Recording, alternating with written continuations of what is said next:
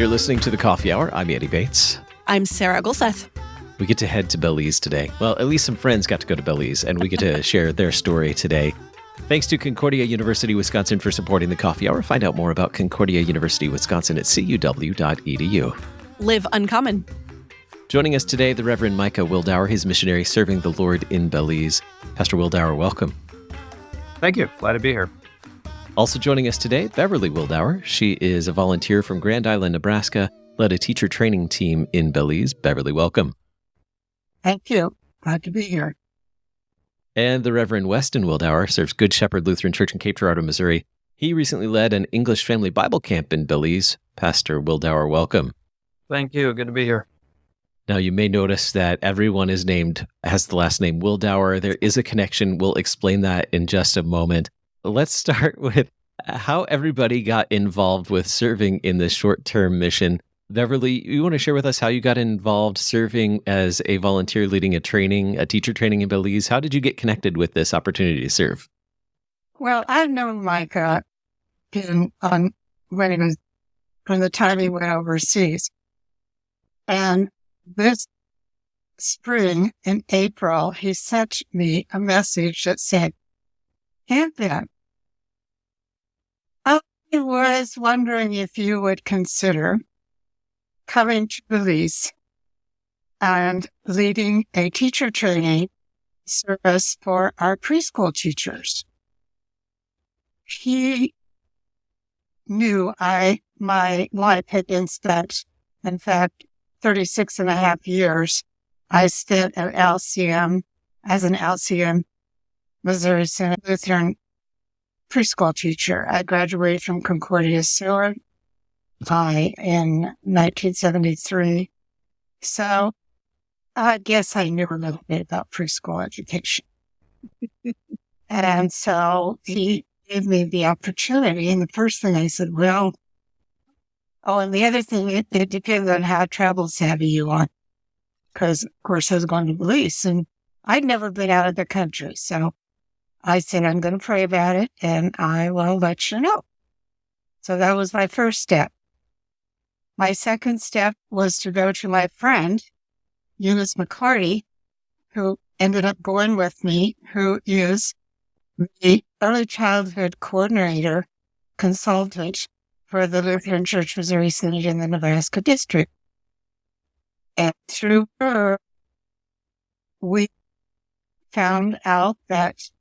found out there was a new video series just for early childhood education on sharing the faith. So in that process, we decided to use that as our core for the time we were there. Fantastic. We'll talk a little bit more about what you actually did on the field in just a second. But Pastor Weston Wildauer, how did you learn about the opportunity to serve? Yeah, well, my congregation's been supporting Micah and his family for a while. And when he got to Belize, we continued to support him and then said, well, how else can we help? So we got connected with the Belize Foro that meets twice a year. And we started having conversations there and said, well, what can we do? What can we do to help? And it came up that there was already the English as a second language classes that were going on throughout the year. And they said, well, this could be a great way to help, is to come and do a family camp for a few days and be there. So just kind of took off from there. Pastor Weston, how did you prepare for this trip to go lead an English language Bible camp in Belize?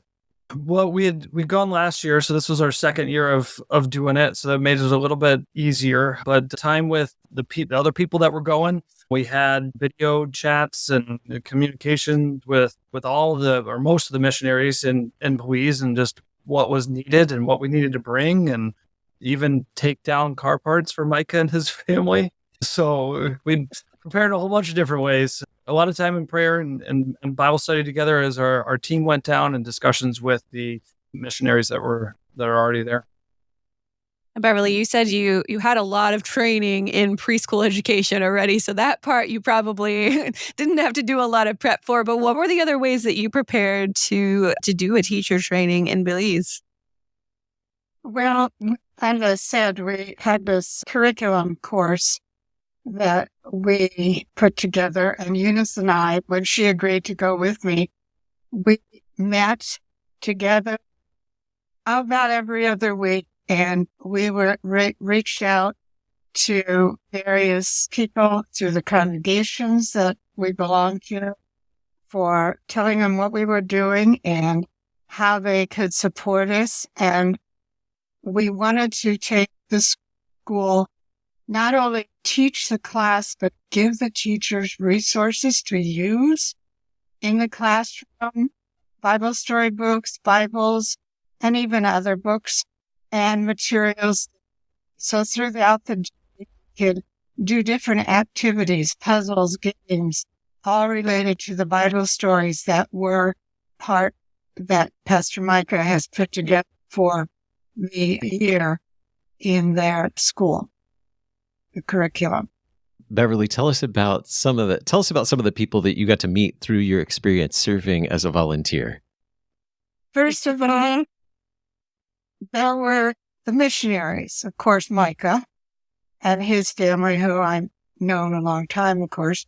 And then Pastor Herb and Marky, who I happened to meet before I went in May. He was on home leave, and he had been to Mission Central and was going through Nebraska. He has an aunt and uncle, although he said his aunt has gone on to be with the Lord since then. And they came to Grand Island and took me out to eat, and we had a great discussion. I fell in love with them when I first met them. So easy to talk to, so much fun, and so many ideas. Marky gave me lots of ideas. Now, this is what they really need. If you can bring that with you, please do.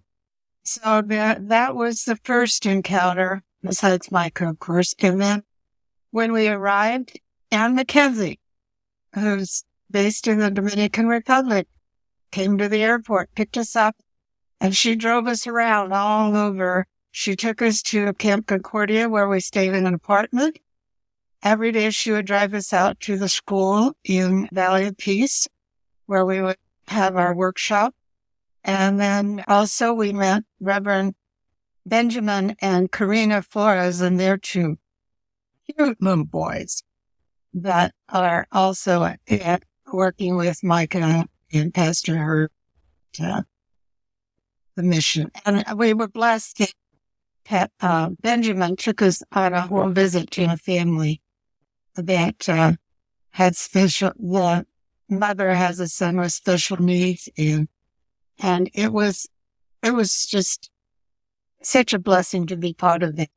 I couldn't understand a word because he was speaking in Spanish, but Aaron was right beside me telling me what the Bible passage was, and that was the missionaries. Then we had two teachers that we worked with, Alba and Erlinda, and I'm not going to try to pronounce their last names.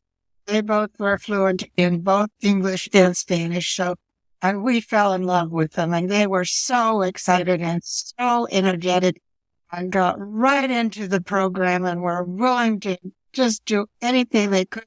After the first day, we came back the next day and they had already started on doing things that we had just suggested that they considered doing. You know, we told them, do what you can little by little, because here's some ideas. So it was awe-inspiring for me. I really, really felt the Lord's work guiding us during that time with boys. Pastor Weston, what about you? Who are some of the people that you got to meet and serve alongside in Belize? Yeah, some of the same people, for sure. I did a lot of work with Pastor Flores because when we did the English Family Bible Camp, we broke it up into adults and then kids for most of the time. And Pastor Flores and I took care of working with the kids. And so we would plan things out for the day and then, do different activities depending on where the kids were at in their English and how much they understood throughout the afternoon. So I worked with him quite a bit, and that was great. Jordan and Justin Logston as well, that were missionaries in Belize, and Jordan was leading the English Family Bible Camp. So worked with them quite a bit. But then just some of the people from the community were great. I worked, again, more with the kids, and so just wonderful to listen to them at ages from probably 2-3 years old all the way up to 14, 15, and any older than that, they were probably going with the adults and doing that. But just, we played football, soccer, football with them, or did other activities and that kind of stuff. And they were just great. They wanted to hear, they wanted to learn. It was fantastic. We are learning about serving on short-term missions, whether it's serving as a teacher in teacher training in Belize or leading an English family Bible camp in Belize. We're talking with our guests from the Wildauer extended family today. We'll talk with the missionary Pastor Micah in just a moment. You're listening to The Coffee Hour. I'm Andy Bates. I'm Sarah Golseth.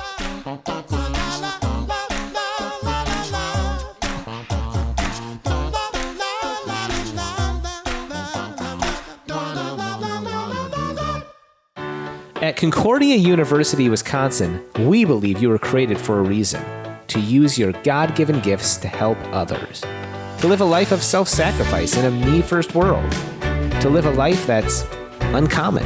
Whether you're taking one of 50-plus online programs or learning with us in person on the shores of Lake Michigan, you'll be equipped to make an uncommon impact. Learn more at cuw.edu. Concordia University, Wisconsin. Live uncommon. Oh, this wooden toy set is really, really fun. It is. We could pretend it's like real life. Kids love to play, and play that points to Jesus is a big part of a child's faith journey. Wooden toys from Wicking Vicar do just that, growing the faith through play. Wicking Vicar's Children's Church play set lets little ones delve into the divine service, and the Children's Advent Wreath is a safe way for kids to make the Advent tradition their own. Solid wood and heirloom quality for children ages 3 and up. Order yours today at wickingvicar.com and click on Wooden Toys in the menu bar. This Christmas, gift the children in your life faith-building wooden toys from Wicking Vicar.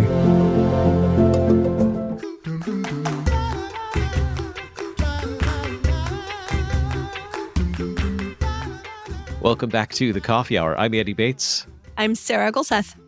We're learning about serving on short-term missions. Today, our focus is on Belize.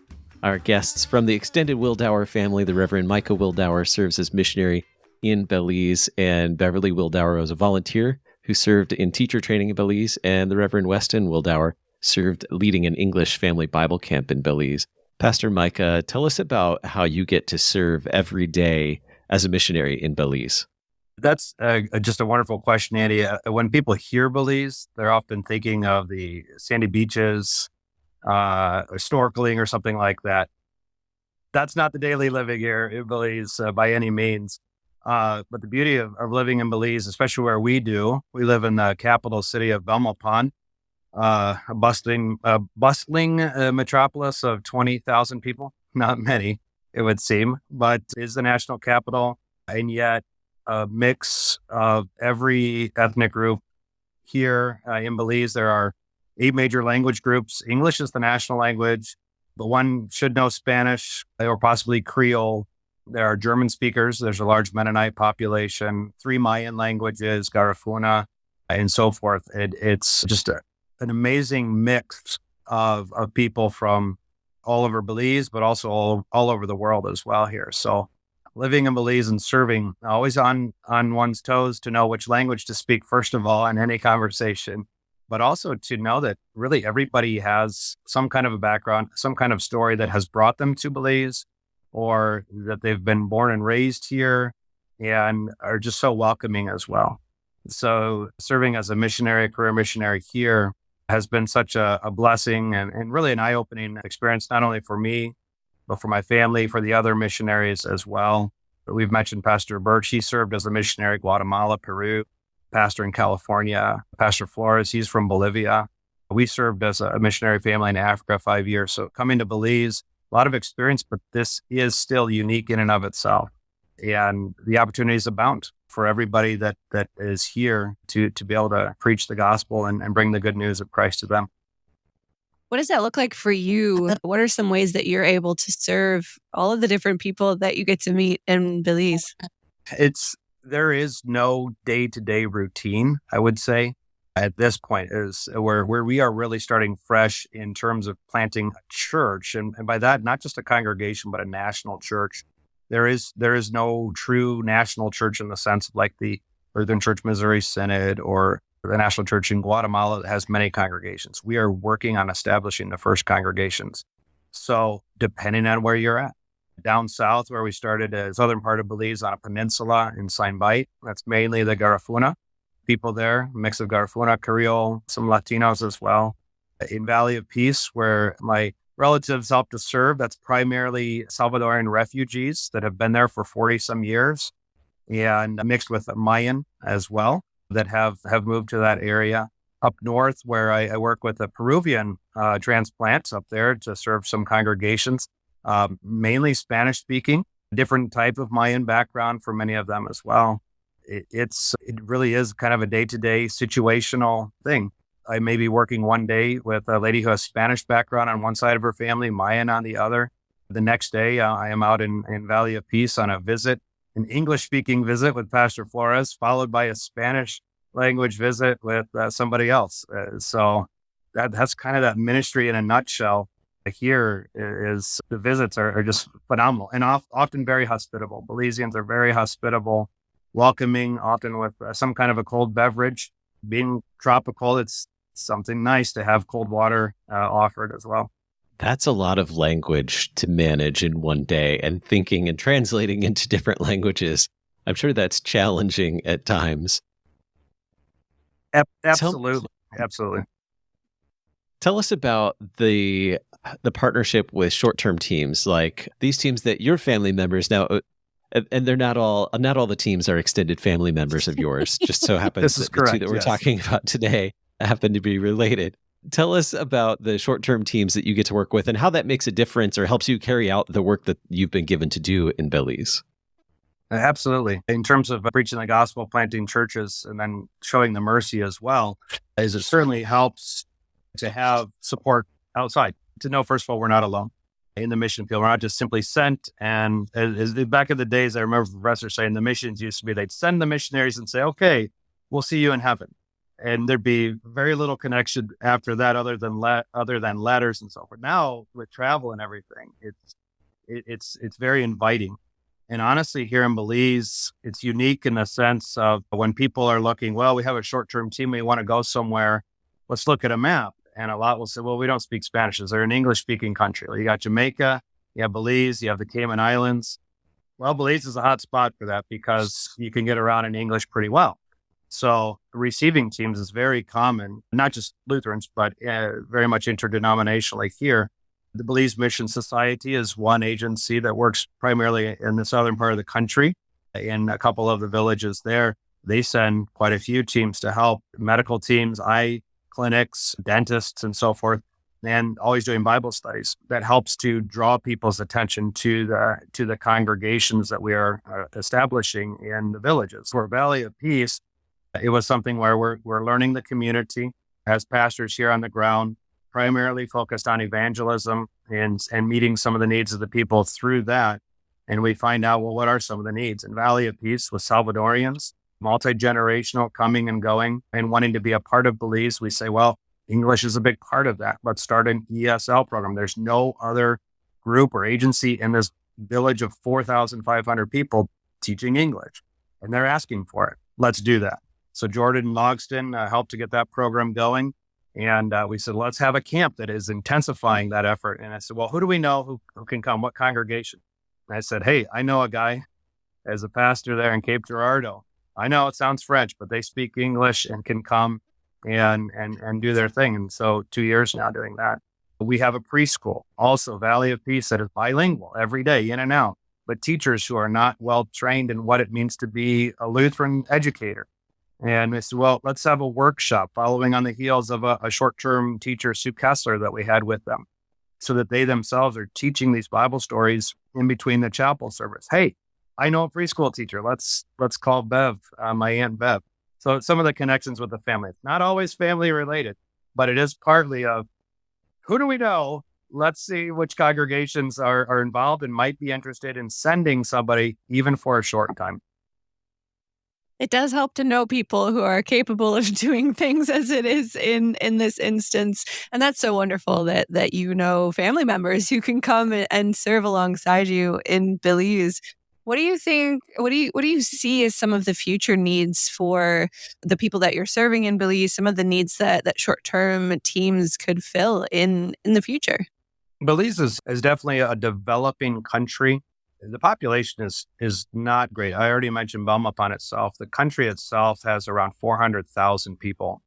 Now, I served in Milwaukee for 7 years. That was basically the population right there, just Milwaukee as compared to Belize.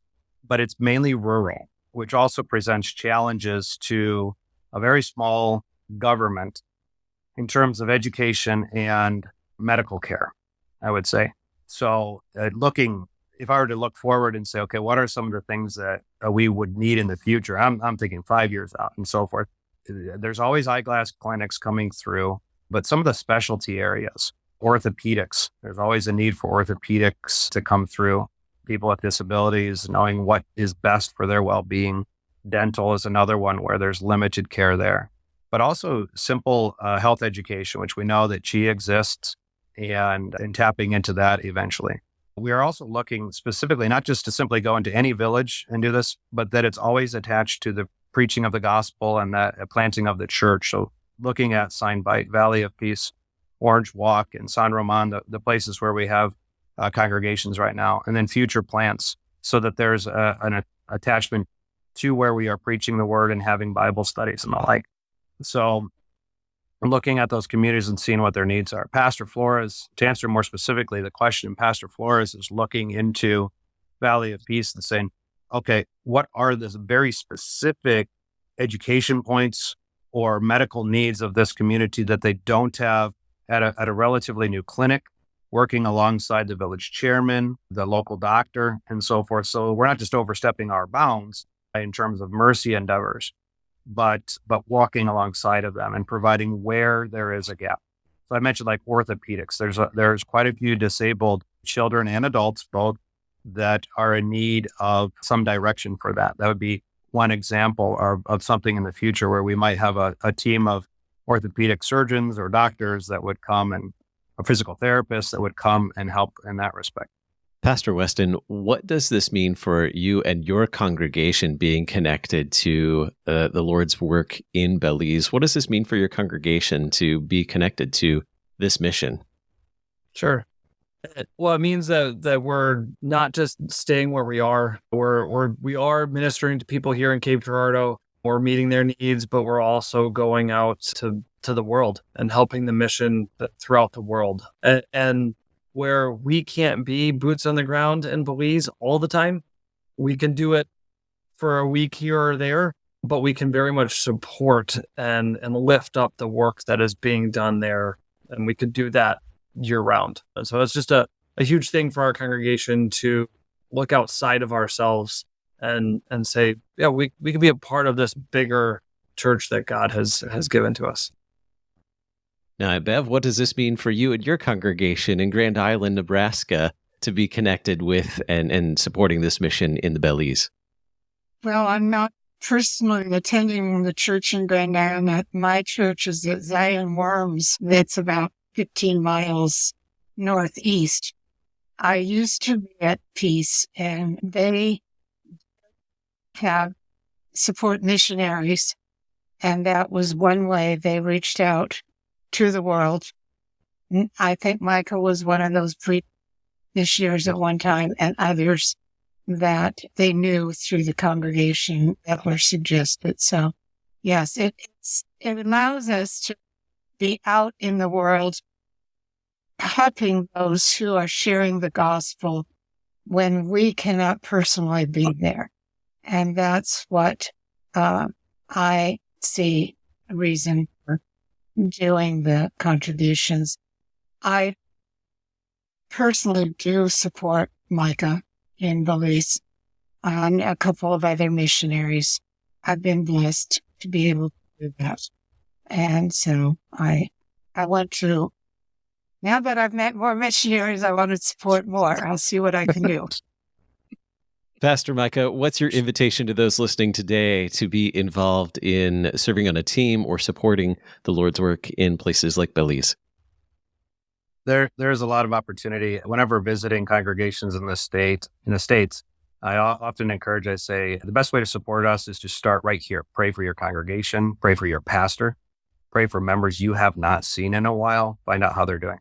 People say, what does that have to do with mission? It has everything to do with mission. Starting with a strong home congregation and a pastor turns ourselves away from our own bellies and into the communities around us, from the community to Judea and Samaria and to the ends of the earth. And the invitation is there to say, hey, we are Christians without borders, and we can support in various ways, if not by a contribution, by practically being there, if even with our own skill set for a week or two. And Belize is a very fertile place for that, for the teams that are able to come and through the various means that are at our disposal here. It's a great way to connect and to strengthen one's faith, and while strengthening the faith of the others here in Belize, and making those connections to see that the word goes forth, regardless of what country one might be in, regardless of what language or ethnic background, the word is still going forth from the days of Pentecost till now, and the church continues to grow. Our guest today, Beverly Wildauer from Grand Island, Nebraska. Thank you so much for being our guest today. Thank you for having me. It was a nice... Wonderful being here. The Reverend Weston Wildauer of Good Shepherd Lutheran Church in Cape Girardeau, Missouri. Pastor Weston, thanks so much for being our guest. Absolutely. Thank you. And the Reverend Micah Wildauer, missionary serving the Lord in Belize. Pastor Micah, thanks so much. Thank you. Lord's blessings to you all. You can learn more about opportunities to serve by visiting servenow.lcms.org. You've been listening to The Coffee Hour. I'm Andy Bates. I'm Sarah Golseth. The Coffee Hour with Andy and Sarah is a production of KFUO. To support The Coffee Hour and KFUO Radio, visit kfuo.org. You can also text KFUO to 41444 or send an email to gifts@kfuo.org. And you can call us at 800-844-0524. KFUO. Christ for you, anytime, anywhere.